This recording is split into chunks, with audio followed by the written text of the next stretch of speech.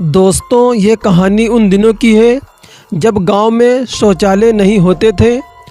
अब तो नरेंद्र मोदी जी ने गांव-गांव में शौचालय बनवा दिए हैं, लेकिन पहले शौचालय नहीं थे और गांव में रहने वाले लोगों को शौच के लिए खेतों में जाना पड़ता था।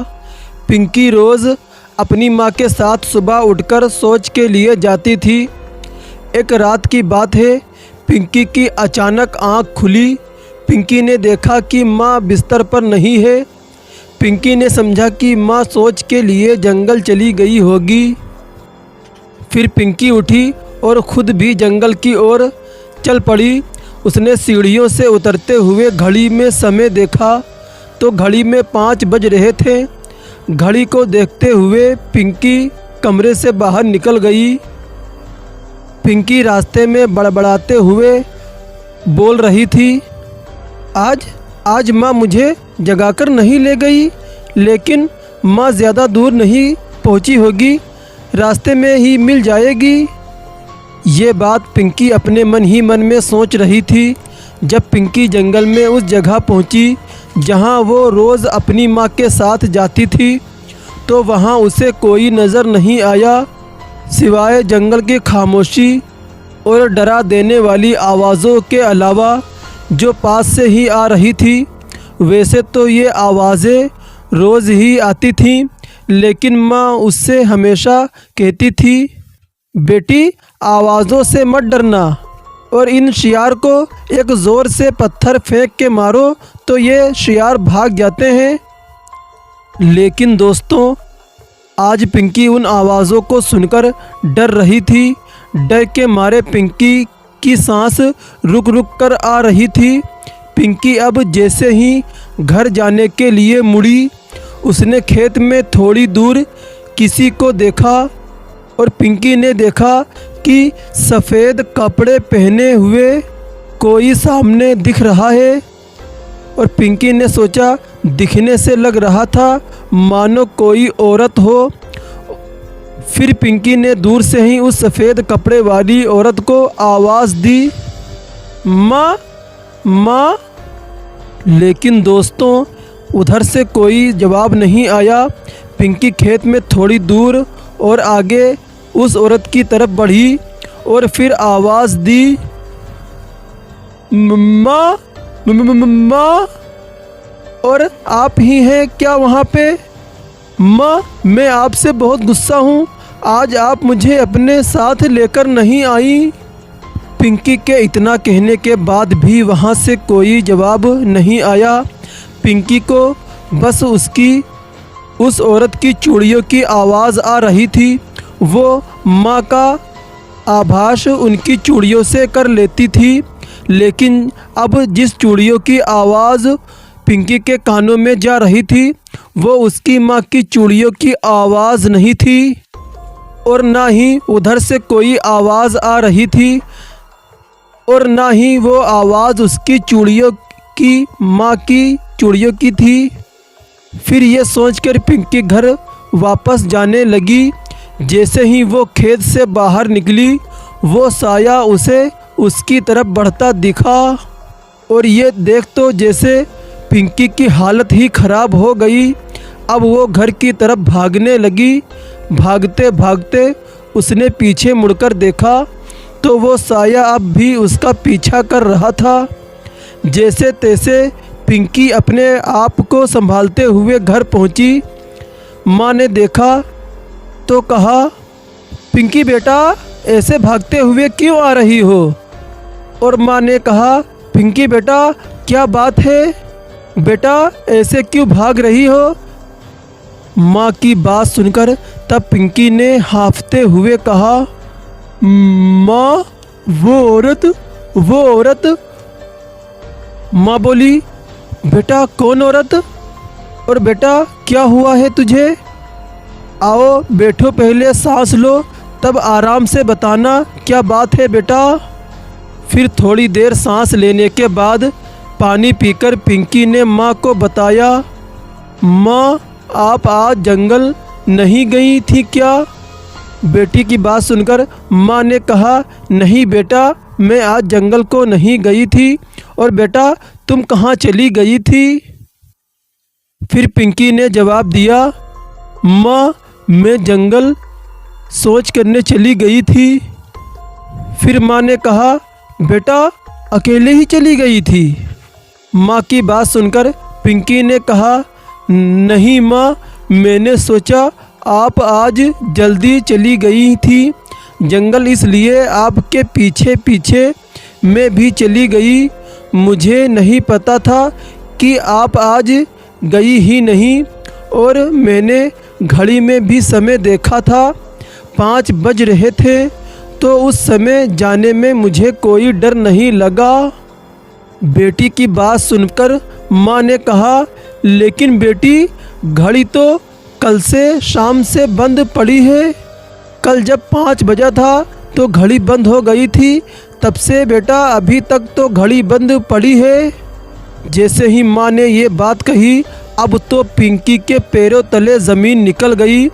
अब वो समझ चुकी थी कि मैंने जो सफ़ेद कपड़ों में औरत देखी थी वो कोई इंसान नहीं थी, बल्कि कोई भूत या चुड़ैल थी।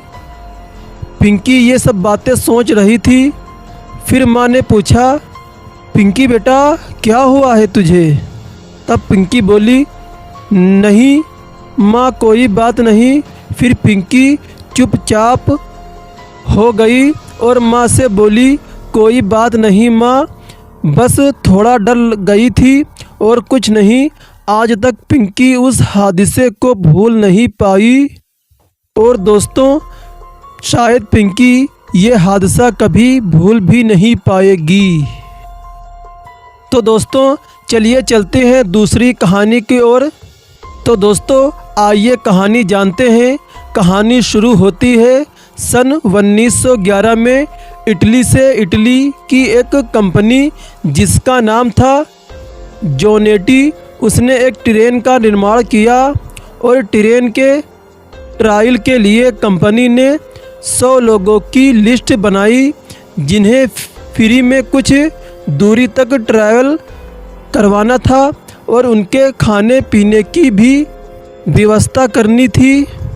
तो दोस्तों इसी अनुसार 100 लोगों की लिस्ट बनाई, और 6 लोग ट्रेन का स्टाफ था, यानी कुल उस ट्रेन में 106 लोग सवार थे। 3 बोगी इस ट्रेन में लगी थी।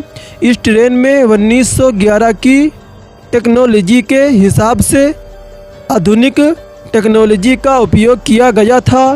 ट्रेन के रास्ते में एक लुम्बार्डी टनल नाम की एक सुरंग आनी थी। उस समय बहुत कम सुरंग होती थी और बहुत छोटी होती थी, लेकिन इस सुरंग की लंबाई लगभग आधा मील थी। क्योंकि ट्रेन का ट्रायल था, इसलिए यात्रियों की खातिरदारी भी बहुत अच्छे से हो रही थी। फिर दोस्तों ट्रेन चल पड़ी। ट्रेन को जाते हुए बहुत से लोगों ने देखा, लेकिन जब वो ट्रेन उस सुरंग में दाखिल हुई, लोगों ने सुरंग से निकलने का इंतज़ार किया, लेकिन बहुत समय बीत गया। ट्रेन सुरंग से बाहर नहीं आई। ये अपने आप में ही बहुत ही हैरान करने वाली घटना थी। लेकिन जब ये खबर फैली तो हल्ला मच गया और खबरें छपी और पूछताछ हुई स्टेशनों पर और सिग्नलों पर, और जिन लोगों ने ट्रेन को चलते हुए देखा उन सबसे पूछताछ हुई। फिर पूछताछ से यही बात सामने आई कि ये ट्रेन इस टनल में ही गुम हो गई है।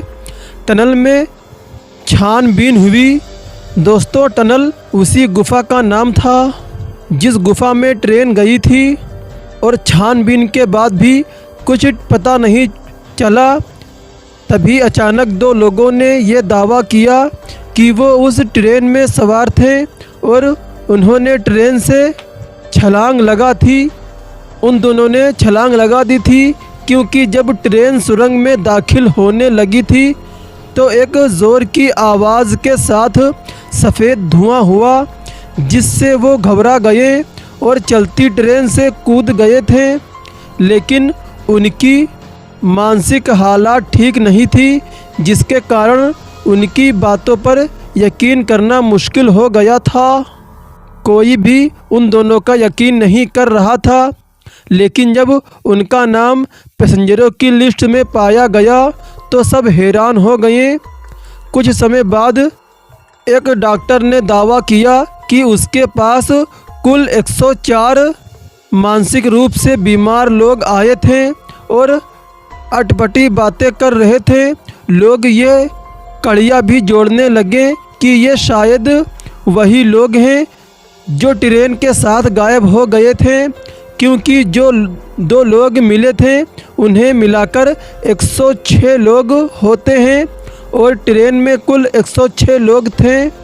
यहाँ तक तो ठीक है, लेकिन बहुत से लोगों ने दावा किया कि जोनेटी कंपनी की हूबहू इसी ट्रेन को, इसी मेडिकल को अलग अलग समय में सरिया जर्मनी सुरियानी में देखा गया। लेकिन दोस्तों, सबसे हैरान करने वाली बात कि जो ट्रेन 1911 में चली थी वही हूबहू ट्रेन 1840 में मैक्सिको में देखी गई थी। लेकिन सवाल ये था कि जो ट्रेन 1911 में चली वही ट्रेन 1840 यानी 71 साल पहले कैसे देखी गई, और जो वो लोग मिले थे जिनकी मानसिक हालत ख़राब थी और वो कहाँ गए, सबसे बड़े सवाल थे। लेकिन जब बहुत प्रयत्नों के बाद भी ट्रेन का पता नहीं चल पाया तो ये मान लिया गया कि ये ट्रेन सुरंग में टाइम ट्रेवल का शिकार हुई। आज भी इस ट्रेन के बारे में कोई नहीं जानता कि आखिर ये ट्रेन गई तो कहीं कहाँ, और ये दुनिया की सबसे बड़ी मिस्ट्रीज़ में से है। दोस्तों, कहानी कैसी लगी प्लीज़ कमेंट बॉक्स में ज़रूर बताएं।